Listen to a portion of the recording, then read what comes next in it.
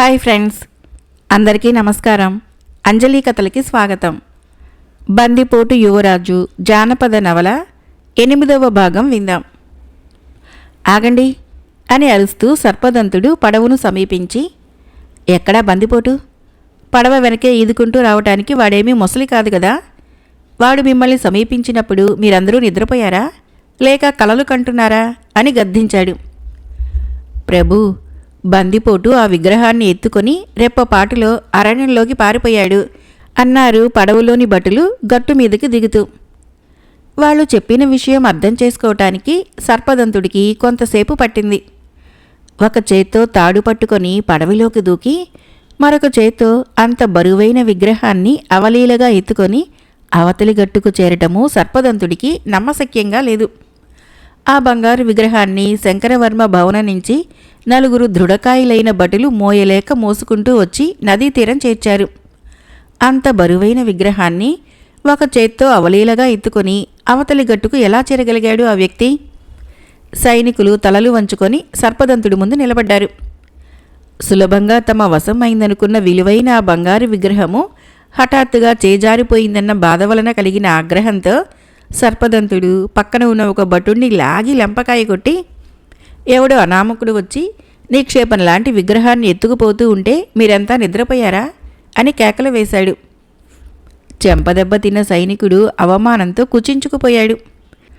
ఎందుకంటే విగ్రహాన్ని ఎత్తుకుపోతూ ఆ వ్యక్తి కూడా అదే సైనికుడిని ఒక తాపు తన్నాడు.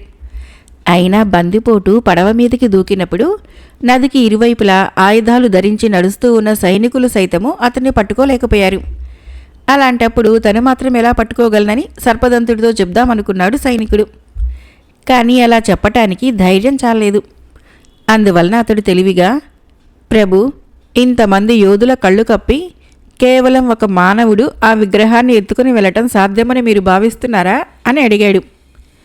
అంటే ఏమిటి నీ ఉద్దేశము అని అడిగాడు సర్పదంతుడు. ఏదో దుష్టశక్తి ఆ విగ్రహాన్ని అపహరించుకొని వెళ్ళిందే తప్ప కేవలము బందిపోటు కాదు అన్నాడు భటుడు. అలాగా అని సర్పదంతుడు కొంతసేపు మౌనంగా ఆలోచించి, అయితే ఆ విషయం ఏదో నువ్వే మన రాజు సమక్షంలో చెప్పు అన్నాడు. శాంతిపురం వెళ్ళి వీరసింహుడితో సర్పదంతుడు భటులు చుట్టూ కటిక చీకటి కమ్ముకున్న అర్ధరాత్రి సమయంలో భూతం వంటి భయంకరాకారం ఒకటి హఠాత్తుగా పడవలోకి దూకి త్రుటిలో విగ్రహంతో సహా మాయమైపోయిందని గోరంతలు కొండంతలు చేసి చెప్పారు. వీరసింహుడికి వారి మాటలు నమ్మశక్యం కాలేదు. అయినా అతడు ఇటీవల అన్నిటా అపజయాలనే ఎదుర్కొనవలసి వస్తున్నది. ఒకవేళ ఎవరైనా తన మీద మంత్రప్రయోగము చేతబడి లాంటివేమైనా చేశారా?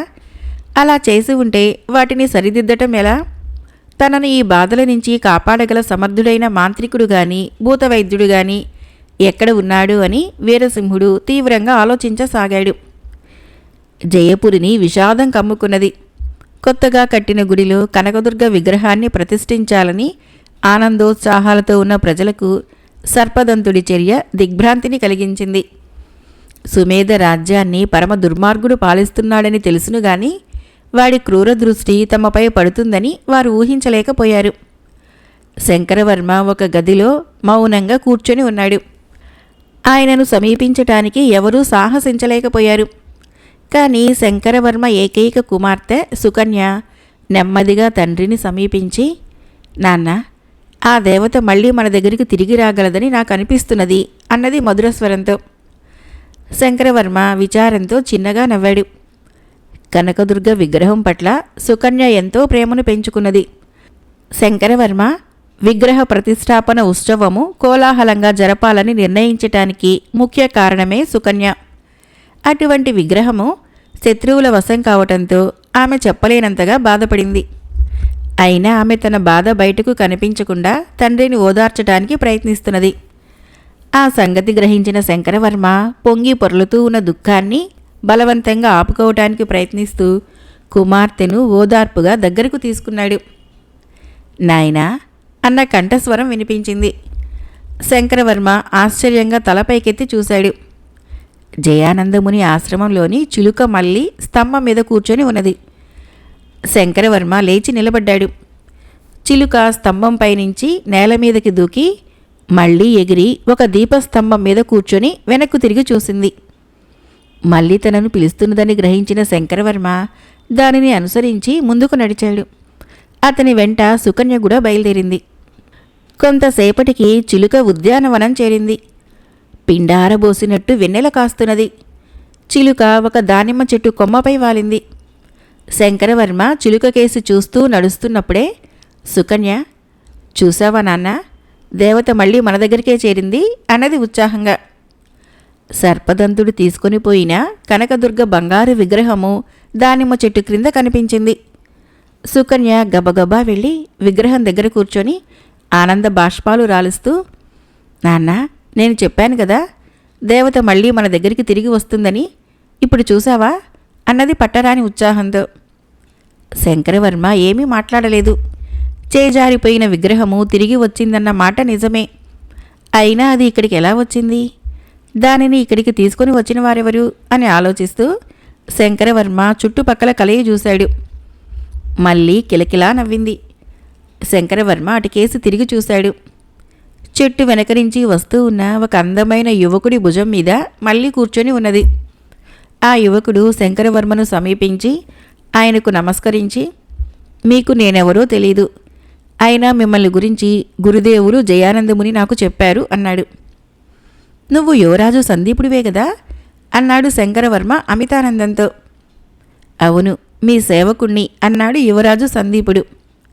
మరుక్షణమే శంకరవర్మ యువరాజును ఆప్యాయంగా కౌగలించుకొని, నీ దర్శనం కోసం ఎంతగా తప్పించిపోతున్నానో తెలుసా, ఇన్నాళ్లకు నా కోరికను నెరవేర్చినందుకు ఆ దేవుడికి కృతజ్ఞతలు చెప్పాలి. అయినా సర్పదంతుడు పట్టుకొని పోయిన ఆ విగ్రహము మళ్ళీ ఇక్కడికి ఎలా వచ్చిందో అంతుబట్టడం లేదు అన్నాడు. ఆ కనకదుర్గ విగ్రహాన్ని తెచ్చి మీకు అప్పగించే మహాభాగ్యం నాకే కలిగింది అన్నాడు యువరాజు సందీపుడు. అలాగా, ఎలా తెచ్చావు అని అడిగాడు శంకరవర్మ. విగ్రహాన్ని పడవలో తీసుకుపోతున్న సర్పదంతుడి బొటుల నుంచి ఎలా తీసుకుని వచ్చింది క్లుప్తంగా తెలియచేశాడు సందీపుడు. అంతా విన్న శంకరవర్మ, అయినా ఇంత బరువైన విగ్రహాన్ని ఒక్క చేత్తో ఎలా ఎత్తగలిగినావు అని అడిగాడు అమితాశ్చర్యంతో. ఆ సంగతి తలుచుకుంటే నాకు ఆశ్చర్యంగానే ఉన్నది. మరొకసారి అలాంటి పని చేయగలనా అన్నది అనుమానమే. అయితే నేను ఆ పని చేస్తున్నప్పుడు ఏదో ఒక వింత శక్తి నన్ను, నా చేతులని ఆవహించినట్లు భావిస్తున్నాను. అయితే ఆ వింత శక్తి ఎక్కడి నుంచి వచ్చింది మాత్రం తెలియటం లేదు అన్నాడు సందీపుడు. ఆ మహత్తర శక్తి దేవత నుంచే వచ్చి ఉంటుంది. ఆమె మళ్ళీ ఇక్కడికి రావాలని సంకల్పించింది. మీ ద్వారా ఇక్కడికి చేరింది అన్నది సుకన్య మధురమైన కంఠస్వరంతో. సందీపుడు సుకన్య కేసి ఆశ్చర్యంగా చూశాడు. దానిని గమనించిన శంకరవర్మ మందహాసం చేస్తూ, యువరాజా, ఆమె నా కుమార్తె సుకన్య. యువరాజుతో ఎలా మాట్లాడాలో తెలీదు, ఇక మీదటే నేర్చుకోవాలి అన్నాడు. అయినా నిజం మాట్లాడటం ఆమెకు నేర్పనవసరం లేదు కదా అంటూ నవ్వాడు యువరాజు. శంకరవర్మ కుమార్తెతో, సుకన్య, యువరాజు ప్రస్తుతము మన అతిథి, ఆయనకు సకల మర్యాదలు చేయటము మన కర్తవ్యము అన్నాడు. నేను మీతో రాజభవనానికి రావటానికి సిద్ధమే. అయితే అక్కడే చాలాసేపు ఉండలేను. ఎందుకంటే నా రాక కోసము నా మిత్రులు ఆదుర్దాగా ఎదురు చూస్తూ ఉంటారు. మరొక ముఖ్యమైన విషయం ఏమిటంటే, వీరసింహుడు ఏ క్షణాన్నైనా మీ మీదకి సైన్యాన్ని పంపవచ్చు. నేను, నా మిత్రులు మీకు రక్షణ కల్పించడానికి సాయశక్తులా కృషి చేస్తాము. అయినా మీరు అప్రమత్తులై ఉండాలి అని చెబుతూ యువరాజు సందీపుడు శంకరవర్మ వెంట రాజభవనంలోకి ప్రవేశించాడు. యువరాజు ఆసనంలో కూర్చున్న తర్వాత సుకన్య ఆయనకు పళ్ళు, పలహారాలు తీసుకురావటానికి లోపలికి వెళ్ళింది. అప్పుడు శంకరవర్మ సందీపుడితో, యువరాజా, నా భద్రత గురించి నాకు అంతగా విచారం లేదు. అయితే నీ భద్రత చాలా ముఖ్యం. నిజం చెప్పాలంటే వీరసింహుడు ప్రాణాలతో ఉన్నంతవరకు నీకు రక్షణ ఉండదు. ఆ దుర్మార్గుణ్ణి ఇంకా సహించటం మంచిది కాదనుకుంటాను. ఆ పరమ కర్కోటకుడి అంతు చూడటానికి ఇదే సరైన తరుణం అన్నాడు. వీరసింహుణ్ణి హతమార్చటానికి మాకు చాలా అవకాశాలు లభించాయి. అయినా వాణ్ణి యుద్ధంలో ఓడించాలన్నదే నా ఆశయం. వాడు నా తండ్రిని కుట్ర పన్ని హతమార్చిన మాట వాస్తవమే. అయినా అదే పద్ధతిలో వాణ్ణి చంపాలని నేను ఆశించడం లేదు. వాడు మాతో యుద్ధం చేసి సైనిక బలాన్నంతా కోల్పోయి ఆ పైన మరణించాలి. ఒకవేళ యుద్ధంలో నేనే ఓడిపోతే ఓటమిని మనస్ఫూర్తిగా అంగీకరిస్తాను అన్నాడు సందీపుడు ఎంతో గంభీరంగా. పళ్ల నిండా పళ్ళు ఫలహారాలతో గదిలోకి అడుగుపెట్టడానికి వచ్చిన సుకన్య యువరాజు మాటలు విని అతని వెనక అలాగే నిలబడిపోయింది. యువరాజు మాటలకి శంకరవర్మ పరమానందం చెందాడు. భటులు తీసుకుని వచ్చిన బంగారు విగ్రహము పడవ నుంచి మాయమైపోయిందన్న వార్త విని వీరసింహుడు కొంతసేపు మౌనంగా ఊరుకొని ఆ తర్వాత పిడికిలి బిగించి, మాయలు, మంత్రాలు, మంత్రతంత్రాలకే హడలిపోయి మనం ఊరుకోవాలా? అంత మాత్రానికి మనకు సైన్యం దేనికి? దళనాయకులెందుకు? అన్నాడు ఆగ్రహంతో. ప్రభూ, మన దగ్గర సైనిక బలం ఉన్నమాట నిజమే. అయినా అతీత శక్తుల్ని ఎదుర్కొని మానవ శక్తి ఎంతవరకు పోరాడగలదు? అరణ్య మధ్యంలో మృగాలు మన సైనికులను తరుముకొట్టిన దృశ్యం తమరు చూశారు కదా. వాటి మీద ఏవో అతీత శక్తుల ప్రభావం లేకపోతే ఆ మృగాలు ఒక్కసారిగా అలా తిరగబడేవేనా? అన్నాడు సర్పదంతుడు. దానికి వీరసింహుడు వెంటనే సమాధానం చెప్పలేకపోయాడు. అయితే తన బలహీనతను కప్పిపుచ్చుకోవటానికి ప్రయత్నిస్తూ, సరే, జరిగిందేదో జరిగిపోయింది. మరి ఇప్పుడు ఆ బంగారు విగ్రహం ఎక్కడున్నదో తెలుసుకోవద్దా? ఇలాంటి అవమానాలని భరిస్తూ ఎంతకాలమని చేతులు కట్టుకొని కూర్చుంటాము అని సభ మారుమ్రోగేలా అరిచాడు. అంతలో ఆస్థాన ప్రధాన గూఢాచారి అక్కడికి వచ్చి వీరసింహుడికి వంగి నమస్కరించాడు. ఏమిటి వార్త అని అడిగాడు వీరసింహుడు. మహాప్రభు, మన భటుల నుంచి మాయమైన బంగారు విగ్రహము ప్రస్తుతము శంకరవర్మ రాజ్యంలో ఉన్నది. కొత్తగా కట్టిన గుడిలో రేపే విగ్రహ ప్రతిష్టాపన జరపబోతున్నారు అన్నాడు గూఢాచారి. నిజంగానా అని అడిగాడు వీరసింహుడు ఉత్సాహంగా. అవును ప్రభు, ముమ్మాటికి నిజం అన్నాడు గూఢాచారి. వెంటనే లేచి నిలబడిన వీరసింహుడు పట్టరాని ఆవేశంతో, అంటే బంగారు విగ్రహాన్ని దొంగిలించడానికి శంకరవర్మే ఏ మాంత్రికున్నో వినియోగించాడన్నమాట. ఆ నీచుడికి జీవితంలో మరిచిపోలేని గుణపాఠం నేర్పాలి అన్నాడు. ప్రభు, ఇప్పుడే వెళ్ళి ఆ విగ్రహాన్ని తీసుకుని రమ్మని సెలవా అన్నాడు సర్పదంతుడు. ఎందుకు? మళ్ళీ దాన్ని మాంత్రికుడు పరం చేయటానికా? నువ్వు వద్దు, ఆ పనికి మేమే స్వయంగా వెళతాము. సాహసవంతులైన వీరులు కొందరు మా వెంట రావటానికి వెంటనే ఏర్పాటు చెయ్యి. విగ్రహాన్ని మేమే స్వాధీనం చేసుకుంటాం. మాయలు మంత్రాలు ఎలా పనిచేస్తాయో మేమే చూస్తాము అని ఆజ్ఞాపించాడు వీరసింహుడు. జయపురి ప్రజలు అంతులేని ఆనందోత్సాహాలతో ఉన్నారు. యువరాజు సందీపుడు కనకదుర్గ విగ్రహాన్ని తెచ్చి తనకు అప్పగించిన విషయాన్ని రాజు శంకరవర్మ రహస్యంగా దాచాడు. ఆ కారణంగా విగ్రహం మళ్లీ తమ రాజ్యానికి చేరటము జయపురి ప్రజలకి అద్భుతంగా తోచింది. కొత్తగా కట్టిన గుడిలోని విగ్రహాన్ని ప్రతిష్ఠించడానికి పిల్లలు పెద్దలు ఇనుమడించిన ఉత్సాహంతో పనిచేయసాగారు. యువరాణి సుకన్య విగ్రహాన్ని వదిలిపెట్టకుండా పక్కనే కూర్చొని ఉన్నది. తండోపతండాలుగా వచ్చిన ప్రజలు కనకదుర్గ విగ్రహాన్ని, పక్కనే ఉన్న యువరాణిని చూసి ఎంతగానో మురిసిపోయారు. విగ్రహ ప్రతిష్టాపనకు పండితులు నిర్ణయించిన శుభగడియలు ఆసన్నమయ్యాయి.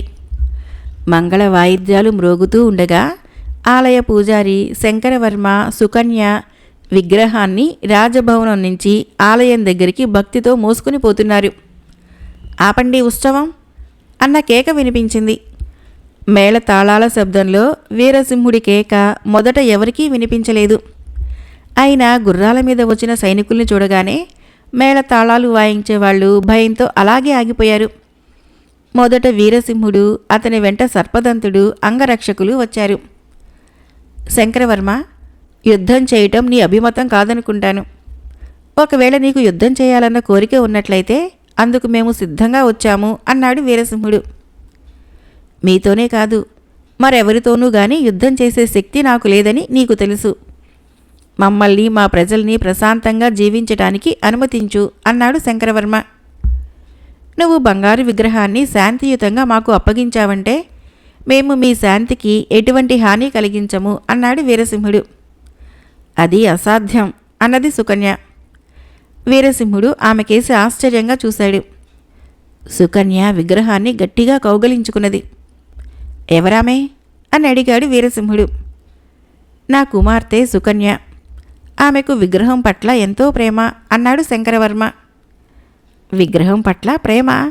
అంటూ వీరసింహుడు గుర్రం పైనుంచి క్రిందకు దూకి శంకరవర్మను సమీపించి, నాకు సుకన్యపై ప్రేమ అన్నాడు నవ్వుతూ. ఏమిటి నువ్వంటున్నది అని అడిగాడు శంకరవర్మ ఆశ్చర్యంగా. బంగారు విగ్రహాన్ని వదులుకోవటానికి సిద్ధంగా ఉన్నాను అన్నాడు వీరసింహుడు. చాలా సంతోషం, ధన్యవాదాలు అన్నాడు శంకరవర్మ. అయితే దానికి బదులుగా నువ్వు నాకు నీ కుమార్తెనివ్వాలి. అవును, నేను సుకన్యను పెళ్లాడదలిచాను. ఆమెను సుమేధకు పట్టపురాణిని చేస్తాను. ఆ సుకుమారికి శాంతిపుర రాజసౌధంలో సుఖజీవితం సమకూరుస్తాను అన్నాడు వీరసింహుడు వికారంగా నవ్వుతూ. వీరసింహ అని అరిచాడు శంకరవర్మ. నువ్వు మా సామంతుడివి. మహాప్రభువులైన మమ్మల్ని సగౌరవంగా సంబోధించడము శ్రేయస్కరము అని హెచ్చరించాడు వీరసింహుడు. వీరసింహ, దౌర్జన్యానికి సైతము ఒక హద్దు ఉంటుంది అన్నాడు శంకరవర్మ. దౌర్జన్యం? ఏది దౌర్జన్యం? మహాప్రభువులు ఒక సామంతుడు కుమార్తెను వివాహం ఆడాలనుకోవటము దౌర్జన్యమవుతుందా? శంకరవర్మ, నువ్వు ప్రాణప్రదంగా భావించే బంగారు విగ్రహం గురించి, పిచ్చుకగూడు లాంటి నీ చిన్న రాజ్యం గురించి ఒక్కసారి ఆలోచించి చూడు అన్నాడు వీరసింహుడు. ఆత్మగౌరవం కాపాడుకోవటానికి నా సర్వస్వాన్ని పోగొట్టుకోవటానికి సిద్ధంగా ఉన్నాను అన్నాడు శంకరవర్మ. శంకరవర్మ, మహారాజునైన నేను నీ కుమార్తెని వివాహమాడటము నీకు గౌరవప్రదం కాదా? నువ్వు నా అభీష్టాన్ని నెరవేర్చినట్లయితే విగ్రహం నీదైతుంది. కాదన్నావో నీకు నీ విగ్రహమూ దక్కదు, నీ కుమార్తె దక్కదు. అంతేకాదు, నీ రాజ్యం కూడా నా వశమైతుంది. ఒకవేళ ఎదిరించి పోరాడావో రక్తపాతము, నీకు పరాజయము తప్పవు, ఆలోచించుకో అని హెచ్చరించాడు వీరసింహుడు. నాన్న, అతని కోరికను మన్నించు. ఆ విగ్రహం మీ దగ్గరే ఇక్కడే ఉండేటట్టయితే నేను అతని వెంట వెళ్ళటానికి సిద్ధమే అన్నది సుకన్య. ఏంటి తల్లి ఆ మాటలు? తెలిసే అలా అంటున్నావా అన్నాడు శంకరవర్మ. శభాష్, సుకన్య పరిస్థితిని అర్థం చేసుకుని అలా చెబుతున్నది అన్నాడు వీరసింహుడు. ఏమిటి పరిస్థితి అంటూ శంకరవర్మ వీరసింహుడి కేసి తిరిగాడు. ఆ సమయంలో వ్యాపారి వంటి యువకుడొకడు సుకన్యను సమీపించి ఆమె చెవిలో ఏదో చెప్పి శంకరవర్మ కేసి చూశాడు. వ్యాపారి వేషంలో ఉన్న యువకుడు యువరాజు సందీపుడని శంకరవర్మ గ్రహించాడు. ఆయన కళ్ళు ఒక్కసారి ఆనందంతో మెరిశాయి. ఆ తర్వాత ఆయన కుమార్తె వైపుకు తిరిగి, నువ్వు ఆ మాట మనస్ఫూర్తిగా అంటున్నావా తల్లి అని అడిగాడు. అవునాన్న, ఆ విషయంలో మీకెలాంటి అనుమానము వద్దు. ఎందుకంటే నాకు కావలసిందల్లా ఆ విగ్రహం మీ దగ్గరే ఉండటం. పైగా రక్తపాతం జరగటము నాకు సుతరాము ఇష్టం లేదు. పైపెచ్చు మనం ఎంత కాదన్నా మహారాజు అంగీకరించరు గదా. అంతేకాదు, చక్కటి యువకుడైన రాజును పెళ్లాడటంలో తప్పేమిటి అన్నది సుకన్య. సభాష్, చాలా చక్కగా చెప్పావు యువరాణి అన్నాడు వీరసింహుడు ఆనందంతో పొంగిపోతూ. శంకరవర్మ అంగీకార సూచకంగా తల ఊపాడు. మరుక్షణమే సుకన్యను వీరసింహుడి వెంట పంపడానికి సన్నాహాలు ప్రారంభమయ్యాయి. చక్కగా అలంకరించిన ఏనుగును తీసుకుని వచ్చి సుకన్యను పెళ్లి కూతురిలా సింగారించి ప్రధాన చెలికత్తెలతో పాటు ఏనుగు అంబారీపై కూర్చోబెట్టారు. ఏనుగు ముందు వీరసింహుడు సర్పదంతుడు వెళుతూ ఉండగా దాని వెనక సైనికులు బయలుదేరారు. వాళ్ళందరూ అరణ్యాన్ని సమీపిస్తూ ఉండగా జయానందముని పెంచే చిలుక మళ్ళీ ఎగురుతూ వచ్చి ఒక లేఖను సుకన్య ఒడిలో జారి విడిచి వెళ్ళింది. దానిని ఎవరూ గమనించలేదు. సుకన్య ఆ లేఖను చదివి చెలికత్తె చెవిలో ఏదో చెప్పి కళ్ళు మూసుకొని స్పృహ కోల్పోయినట్లు ఆమె ఒడిలో ఒరిగిపోయింది. ఆపండి, ఆపండి అని అరిచింది చెలికత్తె. అందరూ అలాగే నిలబడిపోయారు. యువరాణి గారు మూర్ఛపోయారు. కిందకి దించి వెంటనే వైద్యుల్ని పిలిపించండి అన్నది చెలికత్తె మళ్ళీ. వెంటనే సుకన్యను అంబారీపై నుంచి క్రిందకు దించారు. వీరసింహుడి ఆజ్ఞ ప్రకారము నిమిషాలలో అక్కడొక గుడారం ఏర్పాటు చేశారు. ఒక దూత జయపురికి వెళ్ళి ఆస్థాన వైద్యుణ్ణి 2 యువతులను వెంటబట్టుకుని వచ్చాడు. వాళ్ళు ముగ్గురు యువరాణి ఉన్న గుడారంలోకి వెళ్ళి కొంతసేపటికి వెలుపలికి వచ్చి వీరసింహుడితో, మహారాజా, యువరాణి గారు కొంతసేపట్లో కోలుకుంటారు. మరీ నీరసంగా ఉన్నారు. ఆమెకు విశ్రాంతి అవసరం. అయినా ఏనుగుపైన ప్రయాణం అంత మంచిది కాదు. మేనా ఏర్పాటు చేయండి అని సలహా ఇచ్చి వెళ్ళిపోయారు.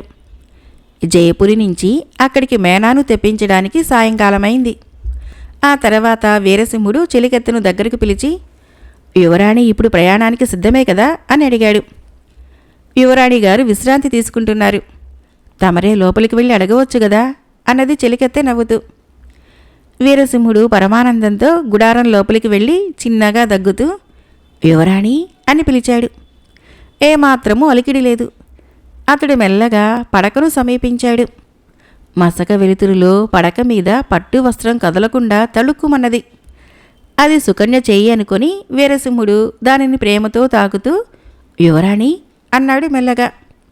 ఆ క్షణమే పట్టుబట్టను తొలగించుకొని పైకి వచ్చిన ఒక కోతిపిల్ల వీరసింహుడి ముఖాన్ని గోళ్లతో గాయపరిచి ఒక్క గెంతున బయటికి దూకి పారిపోయింది. వీరసింహుడు ఒక్క క్షణం అవాక్కైపోయాడు. ఆశాభంగంతో అవమాన భారంతో కొంతసేపు అక్కడి నుంచి కదలలేకపోయాడు. ఇంతలో అక్కడికి కోతిపిల్ల ఎలా వచ్చింది? మళ్ళీ మంత్రప్రయోగమా? మాయా మంత్రాలతో ఎవరైనా యువరాణిని అమాంతం కోతిపిల్లగా మార్చేశారా? ఒకవేళ అలా జరిగి ఉంటే కోతిపిల్లని మళ్ళీ యువరాణిగా మార్చడం సాధ్యమే కదా? వీరసింహుడు ఇలా అనుకుంటూ పట్టుకోండి, దాన్ని పట్టుకోండి అని అరుస్తూ గుడారం నుంచి బయటికి వచ్చాడు. బందిపోటు యువరాజు జానపద నవల 8వ భాగం సమాప్తం. ఫ్రెండ్స్, ఈ కథ మీకు నచ్చినట్లయితే మన ఛానల్ని తప్పకుండా సబ్స్క్రైబ్ చేయండి, లైక్ చేయండి, షేర్ చేయండి, కామెంట్ చేయండి. Thank you.